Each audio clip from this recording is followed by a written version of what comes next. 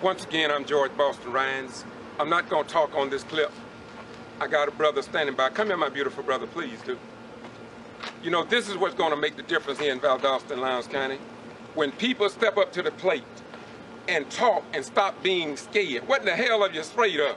You don't have nothing anyway. I don't have nothing, so why shouldn't we tell the truth? And why are we so afraid?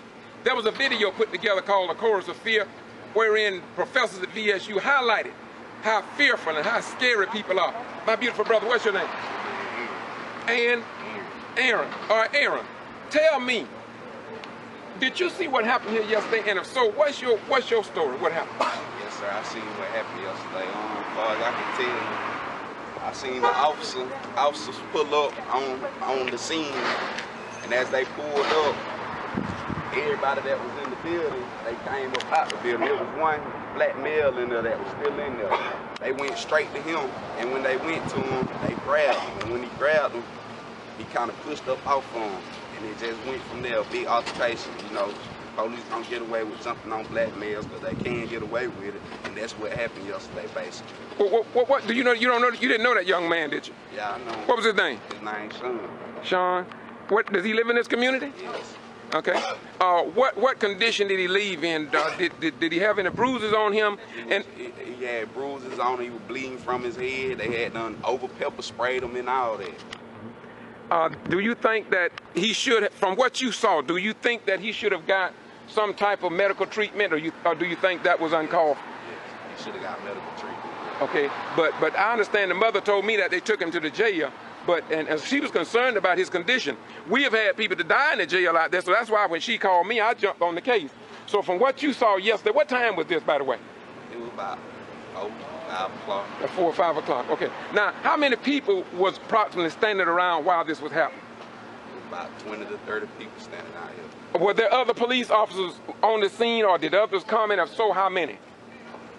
Car-wise? Oh, yeah, it was a lot of them came on the scene. It was like up to 20 cars. 20 cars. Were you all concerned for his life, or you all just figured that everything was fine and everything seemed to be under control, right? Wasn't nothing out of... We were concerned. You was concerned? Real concerned. Okay. Now, let me ask you a question. Do you know of other incidences wherein something of this nature has happened, but nothing did happen, in terms of law enforcement? Yes, I know a lot of them. Yes. You do? Yes. So do you think that there's an injustice in Valdosta when it comes down to law enforcement? No, sir. There's no justice. You don't think so? Okay, now, I need you to close this out. What else can you add, or anything you want to add, you want to close out here? I'm going to just go ahead and close it out. Thank you very much. Thank you very much. You know, this George Boston Rhymes again. It seems like with all the pastors of these various black and white churches, with all the imams in Islam in the state of Georgia, with all the rabbis, the followers of the son of Amram and Yoshabel Moses, to all who follow Buddha, to all who follow the Gita among the Indians, to all the Catholics of goodwill and the nuns, to all the professional people, to all the educators and retired educators who should have very little to lose, all the active duties members of Moore Air Force Base, retired Marines, Army, Air Force, Coast Guard, your mother, your father, your sister, your brothers, who are related to the Navy personnel. Some from these branches of the armed forces, some of your mothers and fathers have been impacted directly or indirectly by stories that you are aware of, but you sit back and say nothing. When I stood up on behalf of a white registered nurse, I was told, her mother called me while I was at the Moody Air Force Base. A mother didn't know where her daughter was. She called the Lowndes County Jail, and she had been released 3 days earlier. She asked me, she said, Mr. Rhymes, have the NAACP or any of the black civil rights organization bailed her out of jail? I said, to my knowledge, no, after calling President Floyd Rose and Lee Touchton. So the lady said, George, I'm concerned about my daughter. So she said, what should I do? I said, all I can say is call back to the G. I already done that. I said, well, call the hospitals. So she called the hospitals, and I guess it was about an hour, almost. She said, George, my daughter is in ICU at South Georgia Medical Center. I said, what? She said, George, will you come to go with me? I don't want to go up there alone. I dropped what I was doing, and I went. And there her daughter was in the hospital. Daughter had been in ICU for 3 days and a half. The hospital hadn't called the mother. The Lowndes County Jail had not called the mother, or her brother, or any other relative. And we talked to her. She said, just don't let me go back out to that place. Just don't let me go back out to that place. And because I've been doing this for so long, I said to myself, I gotta present this to City Council. And I took it before Mayor John Freddy and all the City Council members, and I even showed them pictures of the scars that this lady had on her leg of a previous incident. I showed them of a picture of all her teeth knocked out of the front. And for the most part, they said little to nothing. They said, that's not our problem. We're not over the jail. We don't have any dealings with the jail. And I got all this recorded on tape. And you know what I'll say again? What in the hell are our preachers and the moral people of this community good for? What good are those we elect into office if they cannot feel some of the pain that we in the civil rights circles feel for our fellow human beings? Just let me continue with this. Let's listen a little more. And I think I'm going to close this out now. Valdosta Daily Times. There's a lot of stuff that I had wanted to report to y'all. But what do? You tell me you cannot report this. You cannot copy this. Now, who is right and who is wrong, America? Who is right and who wrong? This is the problem. I've been saying this for a long time. The old 1860, Valdosta 1860 charter, read paragraph 100, section 11, I believe it was,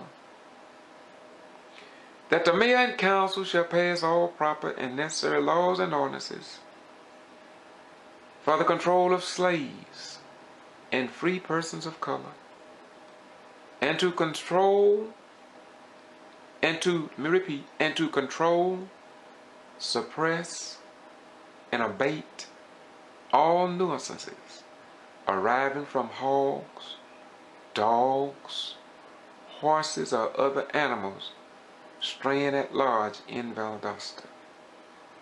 When I saw this displayed on the second floor leading into Judge Edwards' municipal courtroom in 2003, I started to try and get our elected officials to take it down and replace it with the new charter if they had a new one. And they did. So in 2004, reluctantly, our elected officials in the city finally removed that disgraceful and distasteful charter. But it seems as if, though, the mentality of that charter remains. And so most people here in South Georgia, the Quitman Free Press in Quitman, the Thomasville Times Enterprise, which I think is also owned by, well,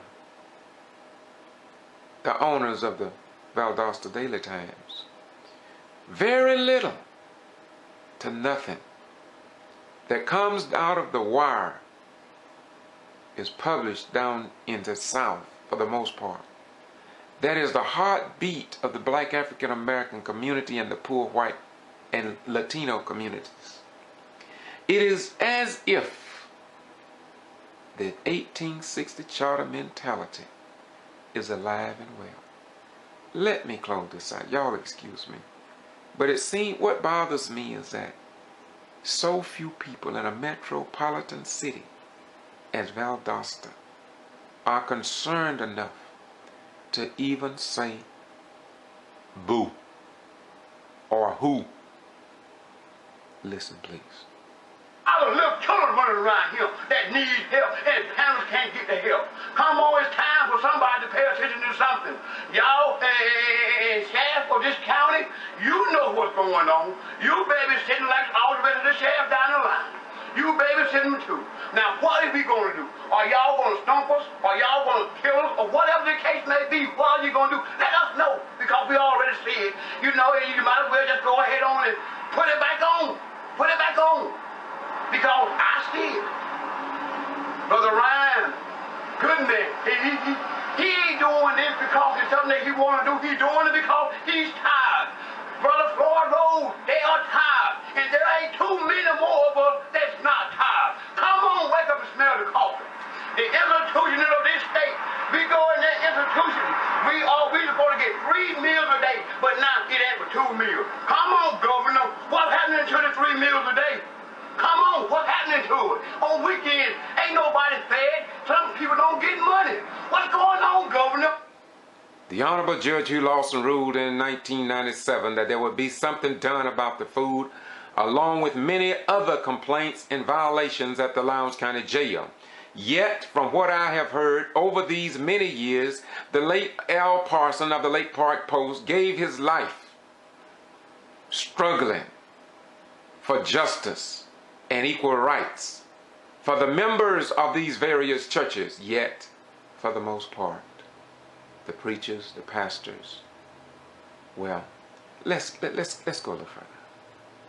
I hear in this Lowndes County Jail, the staff members, officers, eat better than dogs do, eat better than inmates do. They got good food, what we eat in a little plastic tray.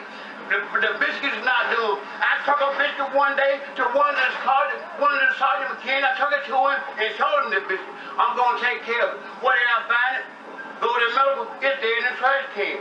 Did the sheriff see it? No, the sheriff didn't see it because the sergeant put it in the trash.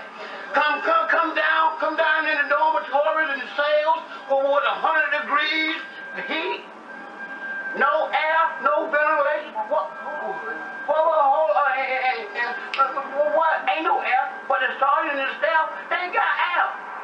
Inmates dying from the heat ventilation. Once again, air circulation was ruled, it was identified from a court order filed in 1988 by lead plaintiff Dorothea Patterson.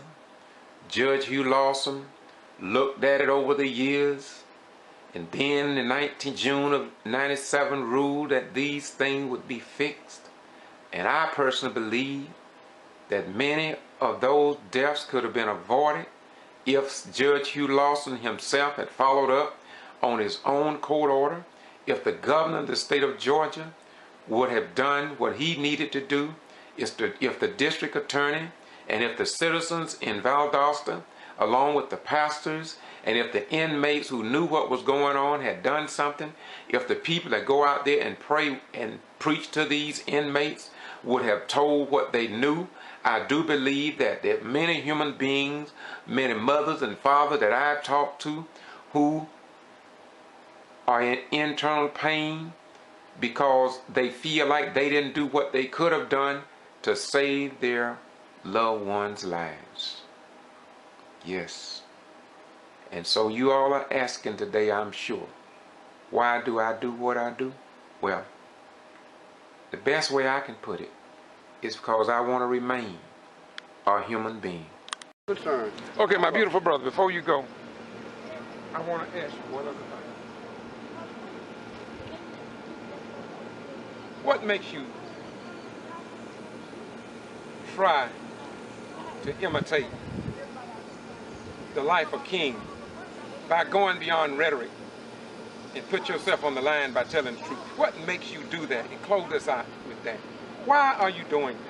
What do you do? Are you looking to get some money from it? Why are you doing this? No, yeah, I'm gonna get something out of it, but I'm not looking to get nothing. I get a blessing from God for that. But why I'm doing it in remembrance and in the model of Martin Luther King, because King could do it, he was tired of it, he saw it, he knew it, they didn't like it, and he done it, and now I'm 53 years old, it's time for me to start doing it. I done throw my life away in that penitentiary system. Now it's time for me to take a stand. I don't care if I got to die for it, I don't care if I got to be punished, lynched, that's what I'm gonna do. Well, wait a minute. Now, you open up another bucket of worms now. How do you feel being incarcerated and knowing that some of the peoples who are also breaking the law but are not going to jail to be punished for what they are doing? How do you feel? How did it make you feel as a former inmate on that? It make me feel this way, Brother Ryan, that one day, all this, whenever your stand and your voice, Brother Floyd Rose, mine and other of this community, and if I become another inmate, and I know it's gonna cause hardship because this gonna be seen. Yes, sir. But I can handle this if I become another inmate. But the way it makes me feel as though we as a people should just take that from them and put them where I am and let them see how it is. Okay, what I'm gonna do, brother, I already told the mother, I already called the President Edward DuBose of the NAACP. I'm gonna call Marstella, the SCLC, and I'm also gonna send this particular clip to the Justice Department. And I don't have the circumstances surrounding this incident, that's why I ain't talked that much about it. But I'm supposed to meet in a few minutes with people who actually did see it. The mother, I'm gonna talk with her. But right now, I want people to know what's going on top of what I've already sent them. They already know what's going on here. The Justice Department know, the Georgia legislature know, the elected officials, the Chambliss, all of them have been fully aware of what's going on in Valdosta, Lowndes County, Brooks County, Quitman, even with the Quitman 10. They know that there is no justice down here. They know that. They know that there is very little to no justice here. They also know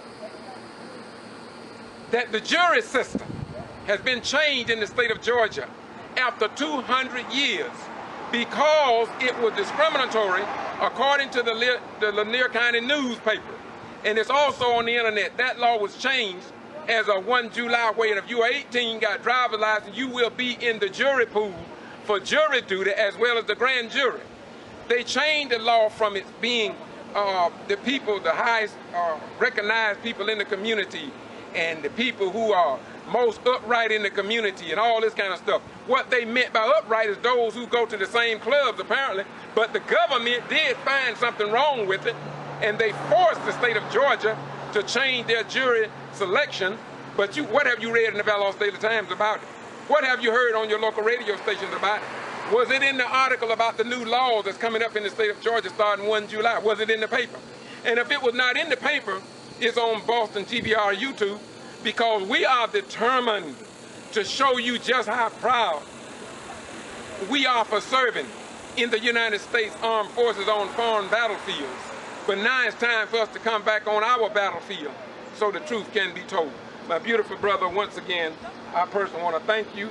And you say you have been looking for me, right? Yes, sir. I've been looking for you. I've been searching for you going on 8 years. Yes, sir. But I'm here to thank you very much. And I was very happy today to see so many people that wanted to talk. Got another lady over there want to talk. Had about 4 to leave. And people now are just fed up. And the news media, the Valdosta Daily Times editor Kay Harris, you could have gotten these stories. ABC, you could have gotten these stories. And I'm saying to the Valdosta Daily Times, And I'm saying to all newspapers in South Georgia and North Florida, if you want to interview these people, call me. Call me, because they sure as heck calls me like the lady called me yesterday. And this is what I talk about. You all think that I'm just playing a game. But if I'm playing a game, the game I'm playing is on behalf of the people. You close it out, my brother. If Brother Ryan was playing a game as he spoke, I believe I have a whole lot of faith and trust and belief in it. There's no game here, people. We're talking about people. We're talking about human beings. Now, if there anybody, white, black, or Indian, have any kind of godly love, and all y'all that go to these buildings that we call churches and holler hallelujah, that should be godly love. But now why shall you holler hallelujah, going in your pocket, put it in the collection plate, and a human being getting kicked down? Their doors getting busted in, and allowing kind of the police department to do what they do. If you have any kind of godly love, you will assist Pastor Floyd Rose and Brother Pastor Ryan in his thing, because I am. And my name is Glenn Clement once again, and I close. Glenn Clement, in your closing, I'm sorry, brother, I just can't quit. You didn't say nothing about the medical staff at the jail. You know anything about medical? Because I get a lot of complaints about medical. Yes, sir, I did. I spoke on them. Okay, all right, and I do know something about them. I spoke on them, like I say, there is no concern concerning when an inmate gets sick in that county jail. They'll call them down there, they'll see them, and literally, they curse them. Ain't nothing wrong with you ML. You get your back to that cell. Oh, it's gonna cost you $5. And am I speaking to the people of this county and other surrounding places, wherever this may be seen? It is very true. There is no medical attention. That is why I stated when I opened up about the death, the uncalled death at Lowndes County Jail. They are beaten by officers. They are then taken to medical. Then they're to medical because inmates see that's where they're supposed to be going, but there's no treatment there because I went through it myself. Okay. My name is George Boston Ryan, 5004 Oak Drive, Valdosta, Georgia. It is obvious that we have a problem. I retired here in 91. I got to this area in 89. I have followed the late Art Paulson, editor Al Parsons, since 89. The history shows that we have had 30 deaths in our jail. That's dealing with law enforcement. We are leading the state of Georgia in jail deaths. That is a matter of record. I talked to the city manager, and I talked to the sheriff, Sheriff Ryan, about an alleged taser death on May 8, 2010. I talked to his counsel about that same death. There's an individual in the city that is afraid for his life. He's moving from place to place. I have his phone number. He often called me even about his son that is incarcerated in the jail. Like Brother Cunningham said, you know, sooner or later, something's going to be done. I'm 100% sure of that. I was 100% sure, and I told the mayor and council when that disgraceful 1860 child was out there, I told them before they removed it that it would be removed. I told you before it happened that Barber Park name would be changed. And I'm going to tell you that the citizens will be heard if they're going to remain at the end of the agenda, that at least the council member be put after them. But it is time for the citizens of Valdosta and Lowndes County be respected. And we hear people keep singing that tune. But little to nothing is being done as I see it. So I'm going to close out with the story of a fleet. Since 1989, I know I've stood before the council. I know the NAACP, people from Jesse Jackson Rainbow Coalition, and Attorney Mathis out of Atlanta had come. But you know, it's something strange about a flea. You put a flea in a jar, and he'll jump up, and he'll jump up, and he'll keep on jumping just like the citizens of Valdosta, and just like I've done it. And deaths are still happening. Won't nobody even say boo. So the flea keep jumping up and banging his head on the top of the jar. And then you look around, the flea gives up. He's not dead. He's just tired of jumping up and down and don't see no results. And so they know they've gotten old now, so they don't get up. And from our perception, we look at them, we think they're dying, and we think they're all happy that they are living in paradise. And they are just having sex to make some little more fleas to jump up and bang their head because they know one day that their God gonna hear their cries.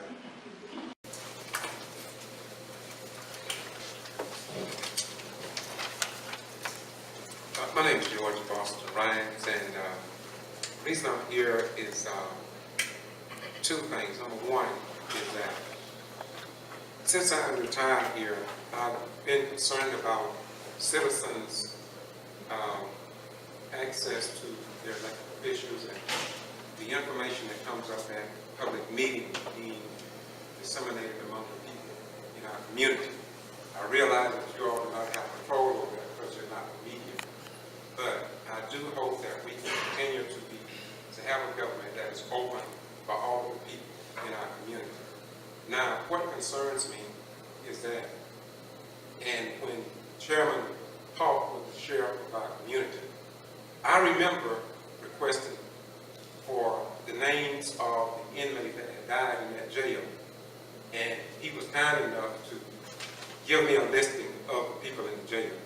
Sadly to say, but from 2009 to present, I can't find out under the open records request that same information. And so I'm hoping that at some level, somebody could direct me on which area to go to get the information that when Sheriff Park was our sheriff, gave me that information.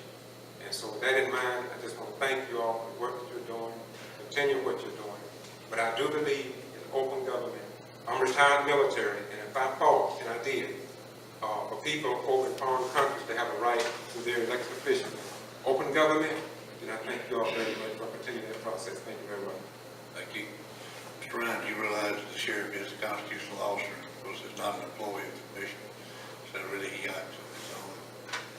Yes, sir. Everywhere I go, I hear that. I was over in Brooks County, and they informed me of the same thing. That's state law. Right, but at the same time, I seem like somebody in the state of Georgia would know how we could get that information if it is open.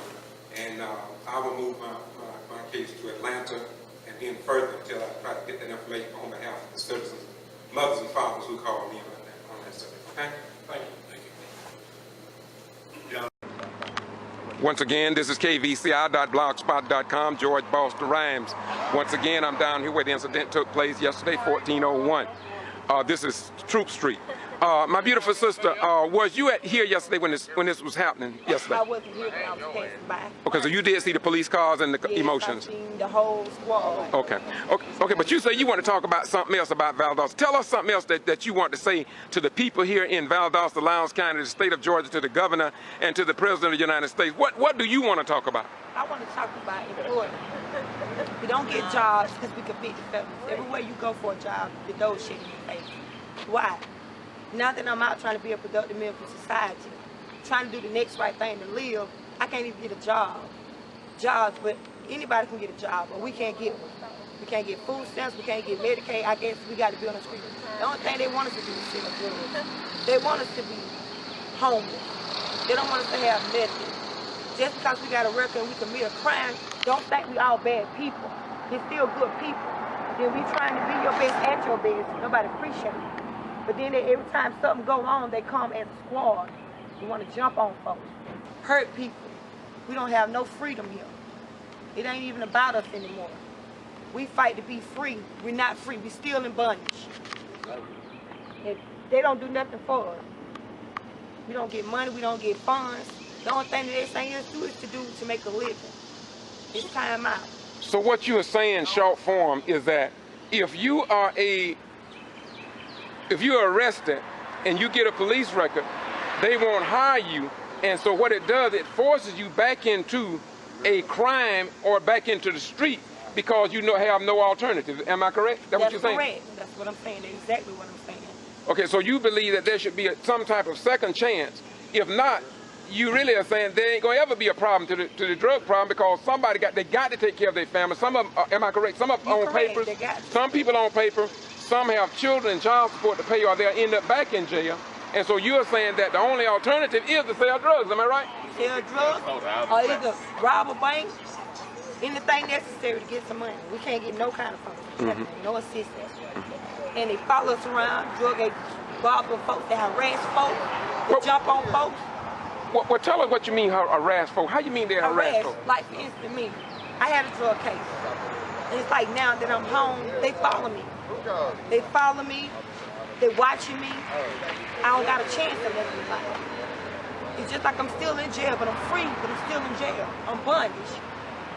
Okay, I heard that they follow you. You mean to tell me that they actually follow you? Why do they follow you? Do they label you as what you used to be. They never see a change in black folks. They always label us as what we is. If we sold drugs, they feel like if they come somewhere and you involved in something or you run something, they come up and harass you and be searching you and question you. They don't, just because of who you were, don't mean you that person today. You different from what you were. But they still label you as what you was. You know? I got charged from 20 years ago. You know, and I went for a job, and they ran it 20 years ago, and I had this charge way in 97, and I still ain't able to get a job. Okay, thank you very much. Do you think there's any hope for change? Well, let me ask you one other question. Have you been to the Valdosta Daily Times or the TV station to give a story such as this, or have you done that? I haven't, but I won't. You want it done? I want freedom. I want justice. Where you want? I want for black folks to be able to go in a job and get in the job they want, regardless of what they've been through, what they were. But this is what you is today. I'm somebody today, you know, and I'm grateful. Okay. You know, I'm grateful to be alive today. Okay, what's your name once again? My name is Martika. And so what you just said is applicable to Valdosta and Lowndes County, Georgia. Am I right? Yes, correct. Thank you very much. Thank you for your courage, sister. Tell me something else you want to tell us and share with. I want to say something. The community is. We can't have fun around here. We can be up here. You see this area? All this area is where I live. I growed up at. This is my grow up. This is my grow up place. You know, and we can't even do nothing around here. They was having a little stuff going on for everybody in the community around the area to just walk around, mingle with people, have love for one another. We can't even sit down and have a good time. Let the police come up and close it down. But you can go out there on Asher Street, wherever, and you can see a bunch of white folks having a good time. They don't get busted up, you know. But they look at us as animals. They treat us like animals, you know. And it's time out. It's got to stop. A lot of folks been wanting to talk for years about the jailhouse, how those rats in there, how they got the people in there 24 hours a day, can't even see their family until they get out, you know. And they in there. You have to visit them through a TV. Like they killed somebody. You got people in there ain't killed nobody that's there. Get 12 to 5 to 10, 15 years for selling a piece of drugs. But I could come today. I got a cousin that got killed. Antoine Mathis, a couple years ago, got killed, left behind the movie theater on Asher Street, Cinema, behind the movie theater. But as soon as somebody's selling some drugs, and they living in the house, y'all can come bust their house for drugs and find whatever y'all find and think y'all got something. But when it comes to people getting murdered and killed, y'all can't never find out who did it. Find out who killed these people. Alfred Wright got killed in this house, my other cousin. Y'all never find out who killed him. He's dead. No insight who killed him. But as soon as somebody selling some drugs, I sold drugs in 2002. I used them too. But I'm a productive member of society today, and it's time to get it right. It's time to stand for something or fall for anything. And I'm standing today on the truth, so help me God. That it's outrageous here. You don't know what day you'll be here one day, the next day you might be gone. But today is true fact. I stayed over there in those apartments, Eastwood. When I sold that little bit of stuff I sold, it took 100 drug agents to come get me, like I was a celebrity. Like I had a kilo, and I ain't had nothing. But as soon as my cousin got killed, y'all never found out who killed it. It's just like it's a closed case. My friend Jennifer Jordan got murdered. It was a cold case on her. That been since 99. It's 2012 and they're still done. She's dead and gone. You never find out who killed her. Look at my cousin Tori Scott. Y'all cover that up. He got killed on Lee Street, right by the pole of Gordon and Lee Street. When Porter trailed him and killed him. Trailed him from behind. Porter, the drug agent Porter. He do so much stuff to people. He's a black guy. He do y'all dirty work. But when y'all get through with him, like y'all did Bernard, when he right there at the county jail, when y'all get through with him, y'all fine. But as long as y'all got him doing y'all dirty work, y'all can do it. You got all these different sheriffs coming in these seats, and ain't nothing changing. Everything is still the same. Everybody doing their own rules. Everybody's scared to talk, because if we talk, then y'all will get to bother with us again. Y'all will get to follow us and bothering us because we on the news, we on TV trying to have freedom. I have so much anger built in my heart for the system. And then I look at it, everybody can get funds but me. Well, let me ask you a question. You say people are afraid because, why you say they're afraid? People are afraid to talk because they know if they talk, you're going to have the probation on your back. If you're on probation, they're going to come harassing you. The drug agents going to be harassing you because they don't want us to tell the truth of what's going on. They might even lock us up just for nothing because they can do it and charge you with whatever they want to charge you because they can do it. And they get away with it. They beat me. They beat me in 2000. Why didn't you say anything? They forced P on me. It didn't help. The lawyer I had couldn't beat all of them. I wound up getting 5 years for jumping on the probation officer when they jumped on me. Not only jumped on me, one of them was trying to flirt, trying to go to bed with me. And he told me these exact words. If you don't sleep with me, I'll make your life miserable. I went to prison. They jumped on me, they got away with it, they charged me with it because I didn't have nothing to fight with. I didn't have the money to get a lawyer to handle my case.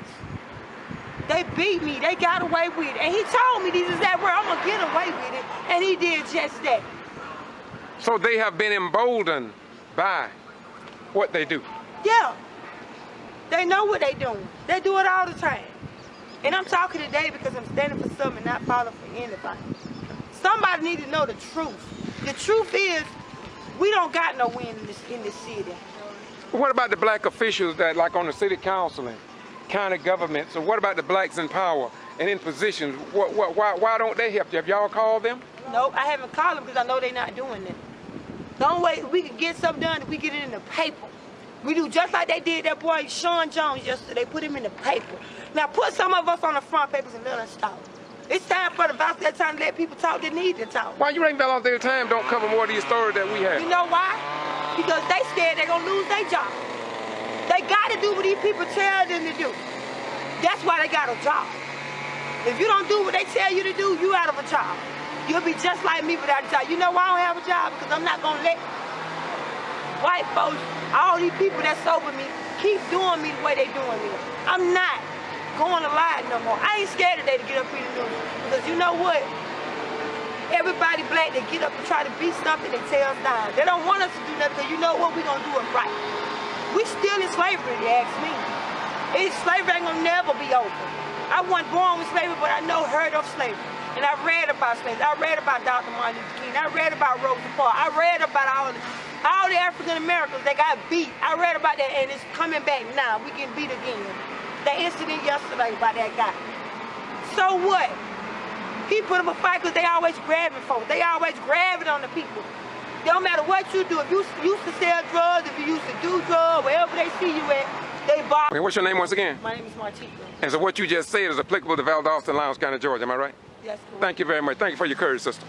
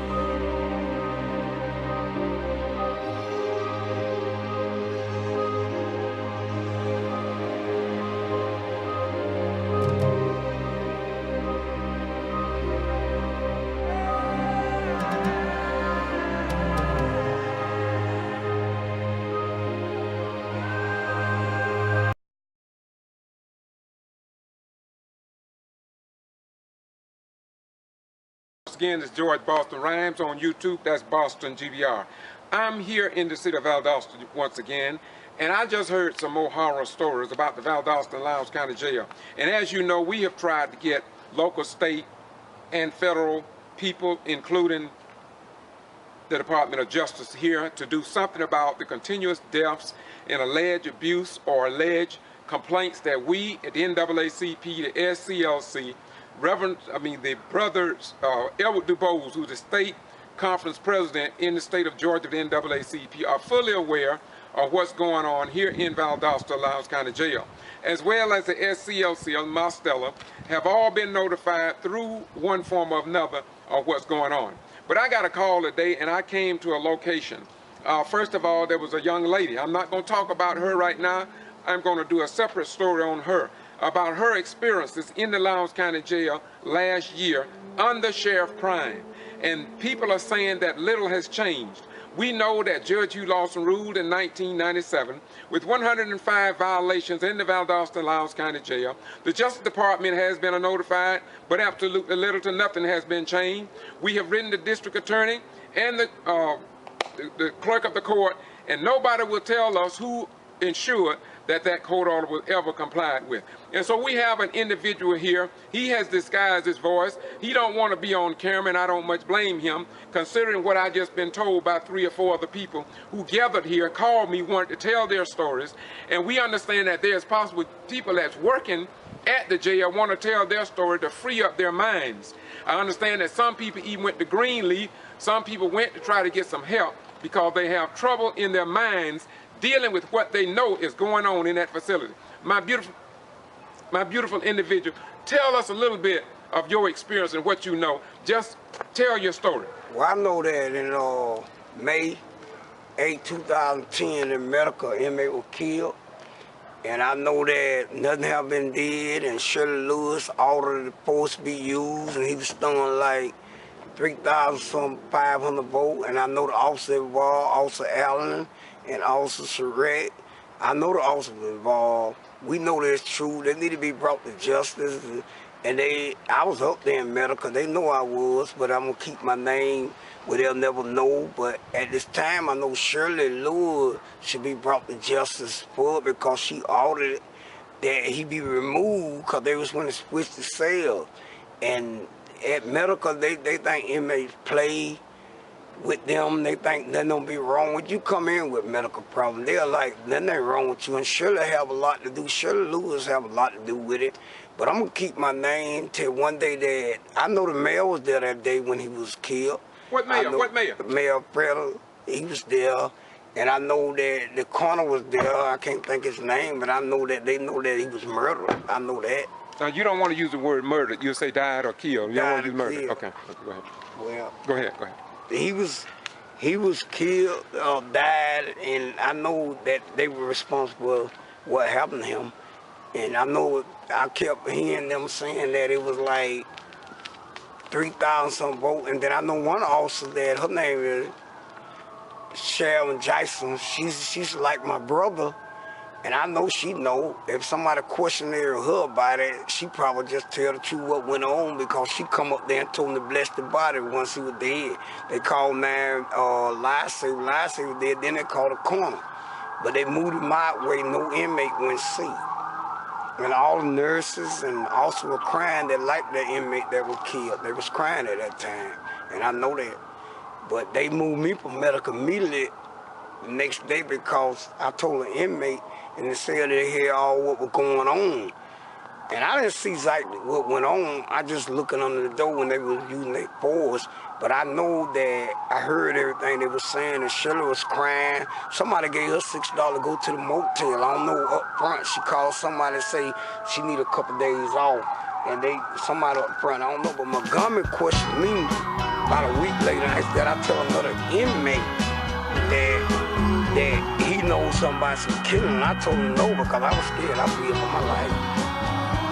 You were feared for your life? Yeah.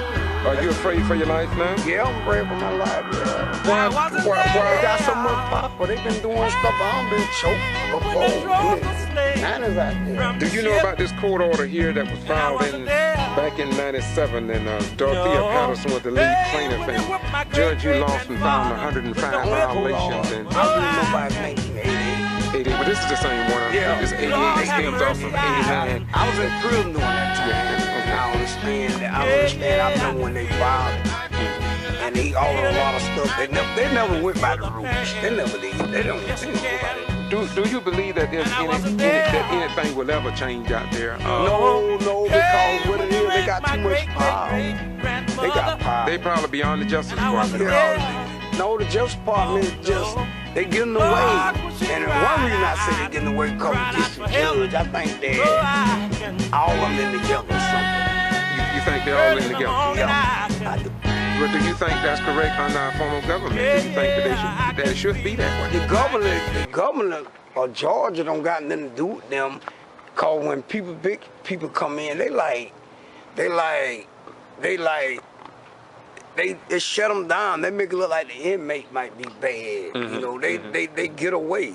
And I like Shirley. she got too much power as a nurse. Well, Shirley is often mentioned on the Chorus of Fear video back in '97. And so undoubtedly she got to be doing a good job because she's been there a long time. I don't know. You know why? Because they want somebody like her there.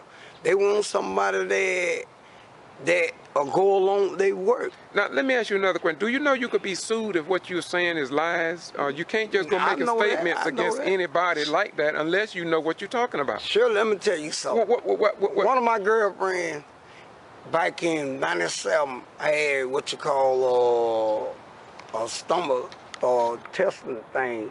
And my girlfriend brought my medicine out there. I had to get in touch with Calmona for me to get it. The medicine was $700. And Shirley wouldn't even let me get it. I had to get in touch with Calmona when he was the captain out there. And he made her give me my medicine. She wouldn't even give it to me. This was in the '90s. So I know about them. Okay, all right. Well, you want to tell your story? I'm not going to even get into the medical situation you told me about. To relieve your mind. You didn't talk about it, so I'm not going to talk about it either. But you did have to do something because you were worrying about what you witnessed, and you want something done about it. Am I correct? Yeah. All right. Well, we're going to close this out. Anything else you want to say before we close? No, I just bring them to justice for that murder. They ain't no just no natural death. They can say what they want to say. You know different, huh? Yeah. And what? Give me that date again. What date you say you think it was? May 8, 2010. Now, you think, was it 8th or 9th or 10th or 7th? What day was it? 8. You sure about that? 2010. May 8th, 2010. 2010. What about the Valdosta Daily Times? Was it ever reported? No, never reported. No news, no television. And I went to the mental health clinic because I couldn't rest at night because of what went on. I didn't even rest when I was in there. I was scared to even deal with them. All right, well, to everybody who listened to this clip, I want to say to you all, this is what Reverend Floyd Rose of the SCLC, Lee Touchton, NAACP, state presidents, Edward DuBose. This is what we have been trying to bring to the Justice Department attention. We know that the Justice Department have told us over and over again that they are concerned about what goes on in the United States of America. We know that the Justice Department has said that they wanted information. We know that the Justice Department has a copy of the Chorus of Fear, and we know they have the names of the approximate 30 deaths that have taken place since 1997 to 1994. It is also well known here in South Georgia as well as Atlanta that we are now unable to know exactly how many deaths have taken place in the Lowndes County Jail since 2009 to the present because they are no longer under the Georgia Open Records law, and there's nothing we can do about it. And the citizens of Valdosta, Lowndes County, the state of Georgia, and the United States of America do not have a need to know, and they don't have a right to know. And so here behind closed doors, we're like a people that are deaf, dumb, and blind to the times and unable to make themselves based on information that should be available to all citizens in the United States of America as we believe it. But then again, I guess, like my brother say, Lowndes County and Valdosta is too big. But what I don't understand is how did Mayor John Freddy come to the jail and it wasn't reported in the newspaper. But I guess I'll just have to leave that alone. Maybe the Justice Department or maybe some other person can deal with that. I just talked to Brother Rose about this. I talked to the Touchton earlier when I got this call about the day. And so we hoping that somebody in the United States of America will do for the American citizens what they would do if this was told in Iraq, Afghanistan, Somalia, or some other little small third world communist station. Until next time, this is George Boston, rising in the city of Valdosta, doing what we do from a secret location among secret people who we will never identify until somebody comes in with the voice. We got the records, we got the documentation, we have taken names, and we're going to make a secret record, not a secret record, but we will have an archival record of what they gave us because you have a right to know. If our local South Georgia news media will not report these type of stories, we want to get it done because I put my life on the line for over 20 years for people, foreigners, that I did not know. And I sure as hell ought to be willing to put my life on the line for the people that I do know, including my own children. Peace be unto you. Miss Floyd Rose. Thank you. Several years ago, there was a mouse looking through a small hole in the kitchen wall, and he saw a farmer and his wife opened a small box, and the mouse said to himself, "Oh my, what goodies I will get today." But unfortunately, when the farmer opened that box and pulled out something, it was a mouse trap. And so the mouse ran out of the house and went down to the barnyard and said to the chicken, "There's a mouse trap in that house. There's a mouse trap in the house. A mouse trap in the house." And the chicken said, "Well, that's of no concern to me. I'm a chicken. A mouse trap is designed to trap mice. I'm not a mouse. I don't belong to the mice family. That's your problem." And so he was disappointed, but he ran over and said to the pig, "There's a mouse trap in the house. There's a mouse trap in the house." And the pig said, "Look at me. Why should I be concerned about a mouse trap? It poses no threat or danger to me. That's your problem. You deal with that." Disappointed, but he ran over to the cow and he said to the cow, "There's a mouse trap in the house. There's a mouse trap in the house." And the cow said, "Well, I'm feeling you, brother, but you know, that's your problem. But I tell you what, I'm going to have a meeting of the cows tonight and we'll pray for you. But that's your problem and a problem for mice." He was disappointed, but he went back up to the house and looked through that hole again. And over into the night, he heard a snap, and the farmer's wife turned on the light, and as she reached down to see what was going on, she noticed that the tail of a snake had been trapped by that mouse trap. But then as she endeavored to free it, that snake bit her. And her husband grabbed her and took her to the emergency room of the hospital, and they gave her a shot and sent her home. And when she got home, she didn't get any better. In fact, she developed a fever, and so her husband called the doctor, and the doctor told her husband, "Well, I'll tell you what you do. You put her to bed, and then you make her a big bowl of chicken soup." And so the farmer went out to the barnyard and took that chicken, wrung its neck, killed it, and made his wife a bowl of chicken soup. And the mouse shook his head. He said, "I tried to tell that chicken that there was a mouse trap in the house." But the story doesn't end there. She didn't get any better, and family and friends came to visit with her and to console her. And the farmer walked in one day and said, "Y'all like barbecue?" I said, "Yeah." He said, "Well, I got a pig out in the barn." So he went out in the barn and grabbed that pig and killed that pig, barbecued it. And the mouse said, "I tried to tell you that there was a mouse trap in the house." The story still doesn't end. The farmer's wife died. And after the funeral, there's always food to eat. And so the farmer killed a cow and then cooked that cow. And the mouse shook his head and said, "I tried to tell them all that there was a mouse trap in the house."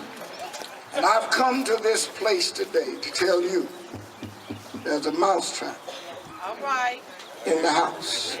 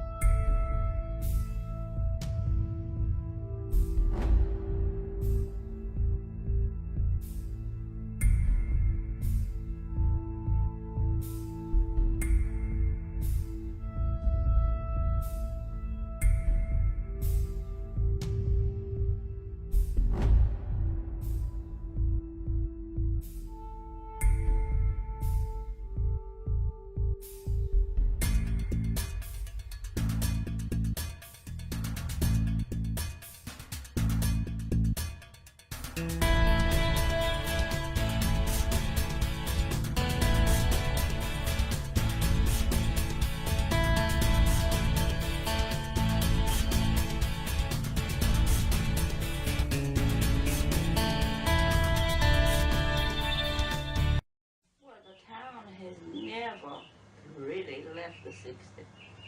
Valdosta have never left from where it was segregated. Valdosta have always been a black and white town. For self-preservation, if you are African American and if you want to be successful in Valdosta, you must conform to the local establishment. If you want to get ahead in Valdosta, you're African American, you would you metaphorically kiss the right butt.